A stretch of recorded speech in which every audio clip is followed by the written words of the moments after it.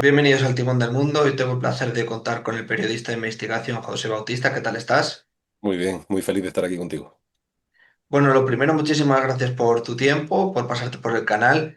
Vamos a hablar sobre el caso Pegasus, que es el caso de las espías, de que se espió a miembros del gobierno, incluido a Pedro Sánchez. Ujú. Y la primera pregunta que te quiero hacer es, ¿qué habéis descubierto que no se sepa con la investigación que habéis realizado?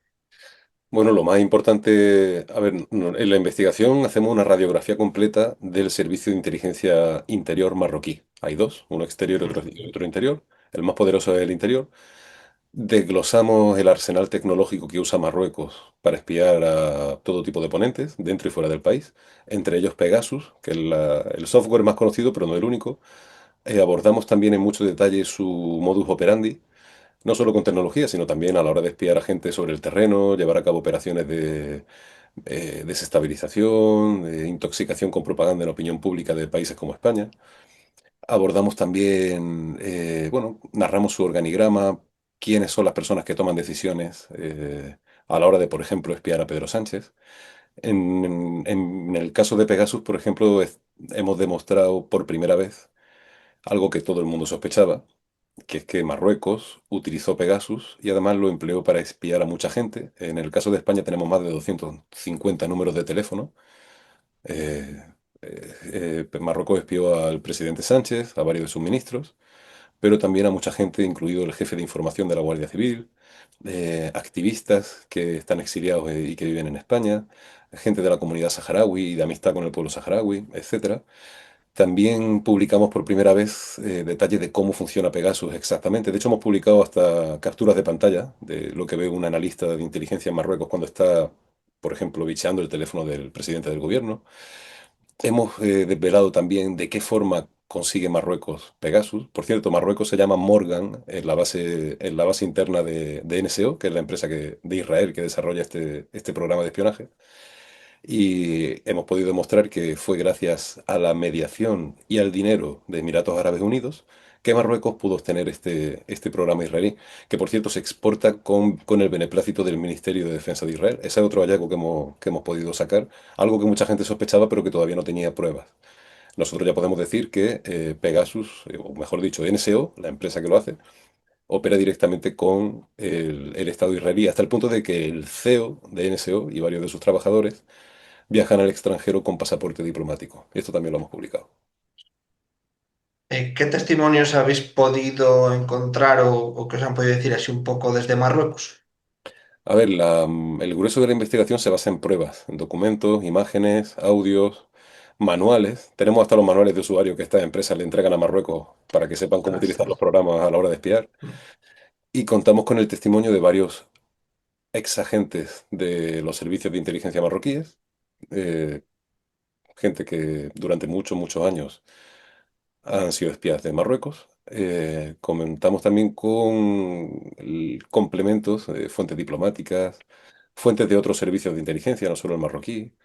Víctimas, por supuesto, hemos hablado con muchas víctimas del espionaje marroquí, gente que está en la cárcel además, periodistas, activistas, gente que por su perfil político era incómoda para Mohamed VI y para la élite de Rabat.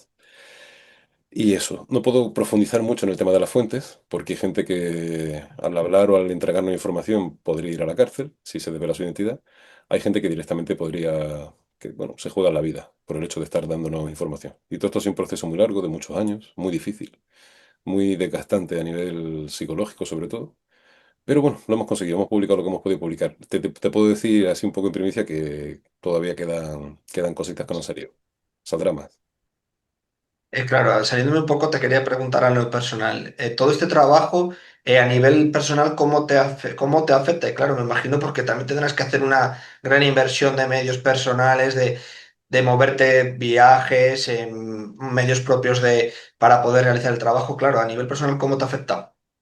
A ver, esto es muy difícil. A nivel personal, como periodista de investigación, es gratificante que tanto esfuerzo al final salga y que la gente pueda leer estas investigaciones y sacar sus conclusiones. Hemos intentado evitar los adjetivos, ahí hay información pura y dura, cada uno que saque su conclusión. ¿Cómo afecta a nivel personal? Pues afecta bastante. No, yo no soy de piedra y nadie lo es, somos humanos. Investigar a servicios de inteligencia, sobre todo de países no democráticos, como Marruecos, pues te obliga o me obliga a mí y a mis compañeros a tomar muchas medidas de precaución, a proteger muy bien las comunicaciones, sobre todo por vía digital, con el teléfono o con el ordenador. Este tipo de investigaciones requieren también seguir protocolos muy definidos. El trabajo al final es un poco ortopédico. Hay gente con la que yo no puedo hablar por teléfono o por WhatsApp o por Signal, sino que tengo que desplazarme. Y entonces cada cafelito al final no es un trámite rápido. Implica viajar mucho. Esos viajes se hacen además con seguridad física y digital. Todo va muy medido. Tiene un desgaste mental fuerte porque es información compleja y muy delicada. No olvidemos que Marruecos es un país donde mucha gente pasa penuria y vive miseria, pero el régimen que manda allí no escatima recursos económicos a la hora de contratar abogados y plantar querellas contra quienes osan desvelar sus secretos mejor guardados. Es el caso de esta investigación, por ejemplo. Bueno, yo llevo ya mucho tiempo en esto, entonces la gente de mi entorno más cercano sabe cómo tiene que comportarse y qué tiene que hacer si hay un problema. Y bueno, al final se trata de eso, de intentar hacerlo lo mejor posible, proteger a las fuentes, que es lo principal. Y yo en todo esto yo entiendo que yo soy un privilegiado. Vivo en España, que con todos sus problemas, pero sigue siendo una democracia, donde hay reglas del juego. Hay mucha gente en la que confío que cuando me toque preocupar me avisa. Bueno, no estoy en Marruecos. Por ejemplo, esta investigación la confirmamos con Hisham Mansouri, un buen amigo, periodista marroquí. Él ha pasado por la cárcel. A él le han destruido la vida simplemente por hacer periodismo. Yo en España no me enfrento a ese problema, o al menos no de momento. Así que bueno, es un trabajo difícil, pero creo que merece la pena. Más allá de espiar o del verbo espiar, ¿qué crees que objetivos buscará claramente Marruecos con esto?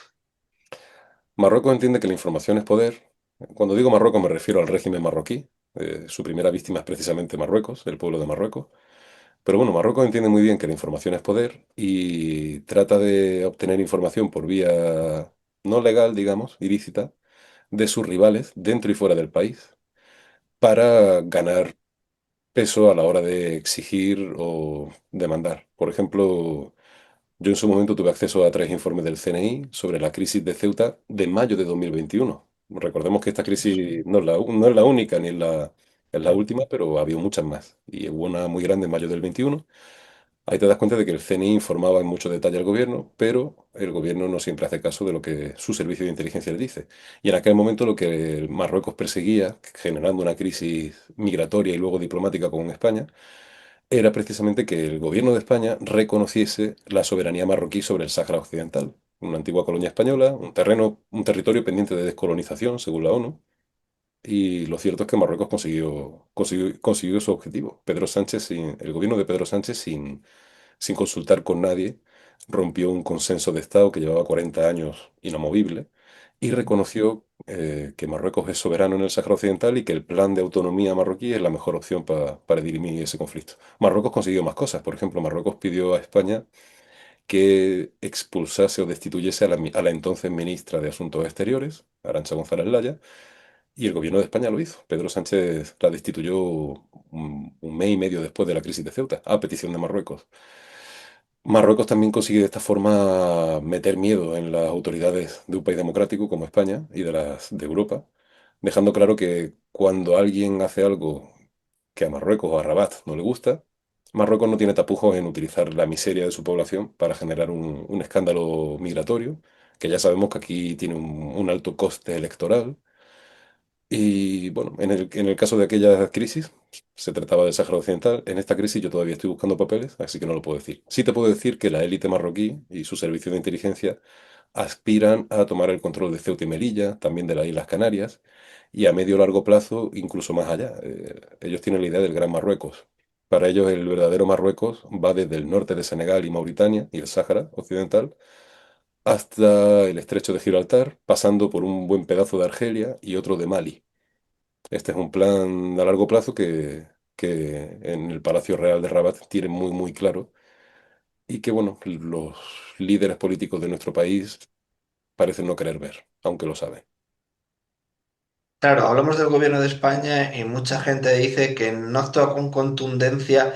Contundencia no me refiero a la plantar el ejército y, quiero decir, contundencia de tomar medidas serias sobre la crisis que está hablando en Ceuta, porque tiene información Marruecos del gobierno muy sensible. Ya hemos visto los casos de corrupción que ha salido. ¿Tú crees que eso es así, que tiene información y datos del gobierno que al salir de la luz sería mucho peor de lo que ya está la situación del presidente y de los ministros? Y algunos ministros? Que Marruecos dispone de mucha información del presidente y de sus ministros del Interior, Defensa y Exteriores. Sí, lo afirmo, lo sé.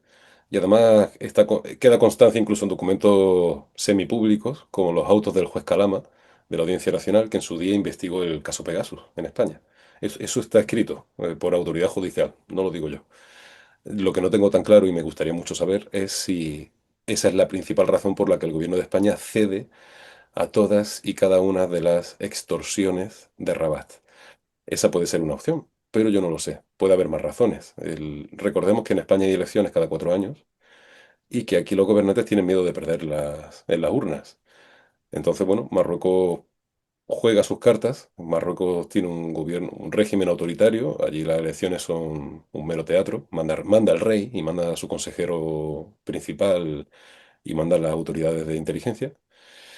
Y ellos juegan con esa baza. Ellos saben que generar una crisis migratoria en Ceuta, en Melilla o en Canarias, aquí puede decantar las urnas hacia un lado o hacia otro. Marruecos también sabe y hace mucha presión al gobierno de España a través de campañas de desinformación, propaganda, en medios de comunicación que controla sus servicios de inteligencia, pero también en medios de comunicación españoles que trabajan o colaboran con los servicios de inteligencia marroquíes. Marruecos también sabe que aquí esto es una democracia y esto de derecho, hay reglas y aprovechan esas reglas, aprovechan, digamos, los puntos débiles de la democracia y ponen en marcha querellas, casos judiciales que no tienen por otro objetivo que el de manchar la reputación de quienes consideran sus adversarios. Incluso a veces se compinchan con gente del ámbito político para lanzar preguntas parlamentarias que generen ruido. Y bueno, de esta forma, de alguna forma, Marruecos, un régimen autoritario, con un gran arsenal de tecnología punta, saca provecho de los que podríamos llamar los puntos débiles de la democracia en beneficio propio. Ni siquiera en beneficio de su pueblo, sino en beneficio para mantener la continuidad de su rey y seguir ganando cuotas de poder. Eso está constatado, pero bueno, todavía quedan muchas preguntas en el aire y muchos periodistas de investigación seguimos trabajando a ver si aportamos un poquito de luz ahí, pero es muy difícil. No sé si puede dar algún nombre desde Marruecos de alguna institución, de que sea el ideólogo, por ejemplo, de lo que ocurrió en 2021 o ahora, que se pueda Sí, apuntar hacia alguien. según un informe del CNI fechado a 19 de mayo de 2021, y elaborado un día antes, el día 18 de mayo, 24 horas después de aquella crisis en Ceuta, cuando entraron 14.000 personas a la ciudad autónoma en menos de 24 horas, según el CNI, y no lo digo yo, y esto está escrito, aquella crisis migratoria tuvo 5 protagonistas. La decisión parte de Mohamed VI, rey de Marruecos. Quien se la transmite a quienes la ejecutan es un consejero real llamado Fuad Ali El Hima, conocido en Marruecos popularmente como el virrey o como el rey en la sombra. Y esta estrategia se ejecuta por otras 3 personas, que son el jefe del Servicio de Inteligencia Interior, la DGST, este señor se llama Abdelatif Hamouchi, condecorado por el ministro Marlaska, por cierto, hace menos de un año. También participa en la ejecución de esa decisión el señor Mansouri, el jefe del Servicio de Inteligencia Exterior, de JED, y el ministro de Asuntos Exteriores, Nasser Bourita. Esto es lo que dice el CNI, esto tiene nombre y apellidos. A mí me consta luego, dentro de la DGST, que es un servicio de inteligencia gigantesco, está en Rabat, a mí me consta, o tengo los nombres de los departamentos y de sus jefes, de la gente que pone en marcha este tipo de operaciones.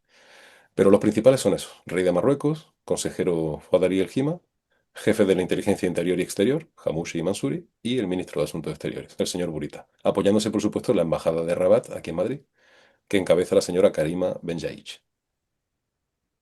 Vale, también te quería preguntar, porque hemos hablado del programa que Pegasus de Israel. Te quería preguntar cómo ves también un poco geopolíticamente, ¿está muy alineado con Estados Unidos e Israel o también se arrima también al otro eje de Rusia y China? ¿Cómo ves también un poco la estrategia de Marruecos, Marruecos? como cualquier otro país, juega a los equilibrios. pero está claro que Marruecos se está convirtiendo en una especie de proxy de Estados Unidos y de Israel en la zona. Y digo de Estados Unidos y casi debería decir de Trump, porque ya sabemos que en Estados Unidos hay elecciones y esto va cambiando. Pero bueno, ahora mismo no hay pruebas de que las inteligencias de Estados Unidos e Israel supieran lo que iba a pasar en Ceuta. Tampoco me extrañaría. Ambos países tienen servicios de inteligencia muy, muy poderosos y se interesan mucho por lo que pasa en esa zona del mundo. Pero sí podemos ver lo que han hecho sus representantes. Hay gente con mucho poder de la Casa Blanca que nada más empezar la crisis en Ceuta expresó su, no sé si decir alegría o bueno, su reconocimiento. Criticaron a Pedro Sánchez, le culparon de ser él el culpable de esta situación por haber aprobado una regularización de migrantes en situación irregular. Varias personas también con poder del gobierno de Israel hicieron lo propio. Nos consta, por ejemplo, que Marruecos está muy contento con Trump porque Trump reconoció la soberanía marroquí sobre el Sáhara y a cambio Marruecos estableció relaciones diplomáticas con Israel, que ellos se llamó los Acuerdos de Abraham. Mm.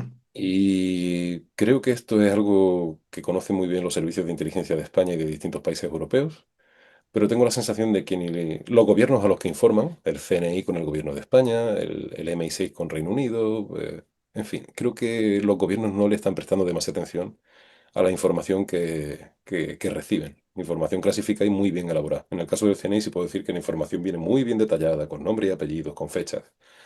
Pero claro, es solamente información. Quienes toman las decisiones a veces parece que no se leen muy bien esos informes. Hemos visto a Infantino rendirle pleitesía al rey de Marruecos, entonces me imagino por el punto débil que está mostrando el gobierno que la final se puede jugar en Marruecos casi. O sea, ¿tú crees que se la van a ceder? No me extrañaría, la verdad. Yo prefiero que esté aquí, pero no lo sé. No me extrañaría. Teniendo en cuenta el historial reciente de cesiones del gobierno de España a Marruecos, no es descabellado pensar que la diplomacia española también ceda en algo tan simbólico como la final de la Copa del Mundo. Pero bueno, eso lo sabremos más pronto que tarde. Y bueno, para ir terminando, te quería preguntar, claro, desde la Unión Europea está presionando a España, al gobierno, por la situación de la crisis migratoria, por denominarlo de alguna manera, que se puede denominar de muchas formas lo que ha sucedido. Y claro, por otro lado, Marruecos con esa presión que hemos dicho de que los informes o datos que pueda tener del gobierno. Claro, desde España, ¿cómo va a mediar con esto? Porque claro, la Unión Europea presiona desde un lado, Marruecos le presiona desde otro, el gobierno al final está mostrando una posición muy débil a todas partes. A ver, la Unión Europea ahora mismo, la Comisión Europea, que es como el gobierno de la Unión Europea, está presidida o liderada por el Partido Popular. En otras épocas, esta misma Comisión Europea ha sido muy amistosa con Pedro Sánchez y su gobierno. Creo que ahora no vemos el mismo grado de amistad, porque ya están en clave electoral. No solo hay elecciones en España, hay elecciones en muchos sitios en el próximo año. Creo también que políticos o políticas como Giorgia Meloni en Italia, o los gobiernos de, bueno, Dinamarca, por ejemplo, que está gobernado por un partido socialdemócrata de la misma familia que Pedro Sánchez, creo que han expresado posiciones muy, muy hostiles hacia España, simplemente porque le están hablando a su opinión pública, no tanto a la española o a la internacional. Y le están diciendo a su propia gente que, oye, no hay que seguir el modelo español, de supuestamente reconocer los derechos de los migrantes y cosas así, porque mira lo que pasa, y pasa lo de Ceuta. Vemos mucha demagogia. Es absurdo pensar que lo de Ceuta tiene algo que ver con la regularización de migrantes. Es más, la propia Giorgia Meloni, que es una política que se posiciona en la extrema derecha, ella tiene miedo de perder las elecciones ante un nuevo rival que le ha salido más todavía a la extrema derecha en Italia y que ya figura que ya apunta a ser primera fuerza en ese país. Y no olvidemos que, por ejemplo, la propia Giorgia Meloni está aprobando regularizaciones de migrantes, no por una cuestión de derechos ni nada de eso, sino simplemente por razones económicas. Italia necesita trabajadores, el campo italiano, los bares, los hoteles, y no tienen. De forma que le están dando papeles ya a gente que está allí en situación irregular. O sea, no dista tanto de lo que está haciendo Pedro Sánchez. Yo como periodista de investigación intento hacer la diferencia siempre entre lo que los políticos dicen y lo que los políticos hacen. Me interesa más lo que hacen. Pues bueno, José, no sé si quieres añadir alguna cosa más a lo que estamos hablando, porque claro, te queda mucho trabajo por que estás haciendo y por revelar, o sea que ahora te puedo hablar más adelante sobre algunas cuestiones. Hablemos más adelante. Yo lo que sí aprovecho es para decirle a quienes nos estén escuchando que traten de informarse con fuentes serias, porque hay una batalla mediática y propagandística muy fuerte y tenemos que tener la mirada fresca y limpia, porque no estamos hablando de tonterías, estamos hablando de temas que afectan a la seguridad nacional y a la vida de mucha gente, a la vida de la gente de Ceuta, a la vida de la gente de Marruecos en este caso. Y al final yo aquí veo un gran conflicto, si miramos desde a vista de pájaro, creo que estamos ante un conflicto claro entre los sistemas autoritarios, como el de Marruecos, y las democracias, que no son perfectas, pero que al final, en fin, son el sistema que la mayoría deseamos para nuestro país y para cualquier otra persona del mundo. Bueno, pues José, muchísimas gracias por tu tiempo, reitero, y deseando de ver más investigaciones que hagáis. Nada, pues a tu disposición cuando quieras y un abrazo muy fuerte. Gracias, Un amigo mío. abrazo.